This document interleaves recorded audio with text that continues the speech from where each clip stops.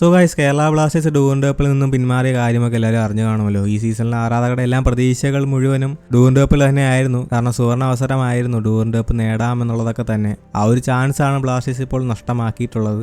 Blasters മാത്രമല്ല, ഒരുപാട് ക്ലബ്ബുകൾ, മോസ്റ്റ് ഓഫ് ISL ക്ലബ്ബുകൾ ഇപ്പോൾ ഡൂറന്റ് കപ്പിൽ നിന്ന് പിന്മാറിയിട്ടുണ്ട്. ഇനിയും ഇതുപോലെയുള്ള വാർത്തകൾ നമ്മൾ പ്രതീക്ഷിക്കണം. സോ FSTലും AFF തമ്മിലുള്ള ഈ ഇഷ്യൂ കാരണം തന്നെയാണ് ISL ക്ലബ്ബുകൾക്ക് FSTലും ഒപ്പം നിൽക്കേണ്ടി വരുന്നത്. അതിന്റെ ഭാഗമായി തന്നെയാണ് ഈ ഡൂറന്റ് കപ്പിൽ നിന്നും പിന്മാറുന്നതും. അപ്പോൾ ഗൈസ്, ബ്ലാസ്റ്റേഴ്സുമായി ബന്ധപ്പെട്ട് 2 അപ്ഡേറ്റ്സ് ഇപ്പോൾ വന്നിട്ടുണ്ട്.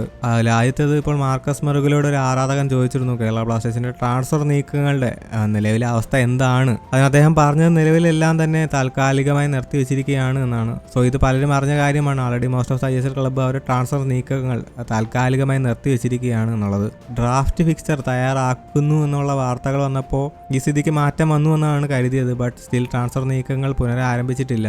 അതേസമയം തന്നെ കേരള ബ്ലാസ്റ്റേഴ്സിൽ ഒരു ട്രാൻസ്ഫർ നീക്കം കൂടി കഴിഞ്ഞിട്ടുണ്ട്. കഴിഞ്ഞ സീസണിൽ ബ്ലാസ്റ്റേഴ്സ് ലോണിൽ പഞ്ചാബ് FC അയച്ച ലിക്മം രാകേഷ് ലോൺ കാലാവധി കഴിഞ്ഞ് ബ്ലാസ്റ്റേഴ്സിൽ ജോയിൻ ചെയ്യുമെന്നാണ് പ്രതീക്ഷിച്ചത്. എന്നാൽ താരത്തെ വീണ്ടും പഞ്ചാബ് FC തന്നെ ലോണിൽ അയക്കുന്ന കാര്യം തീരുമാനമായിട്ടുണ്ട്. സോ വരുന്ന ദിവസങ്ങളിൽ തന്നെ ബ്ലാസ്റ്റേഴ്സ് ഇത് ഒഫീഷ്യലി അറിയിക്കുന്നതാണ്. അപ്പോൾ ഗൈസ്, ഇതൊക്കെയാണ് ലേറ്റസ്റ്റ് അപ്ഡേറ്റ്സ്. പിന്നെ ചാനൽ സബ്സ്ക്രൈബ് ചെയ്യുന്ന കാര്യം കൂടി പരിഗണിക്കുമെന്ന് തന്നെ വിശ്വസിക്കുന്നു. സോ ഗൈസ്, വീഡിയോ അവസാനിക്കുന്നു. അടുത്തൊരു അപ്ഡേറ്റ് വരുന്നതായിരിക്കും. ബൈ.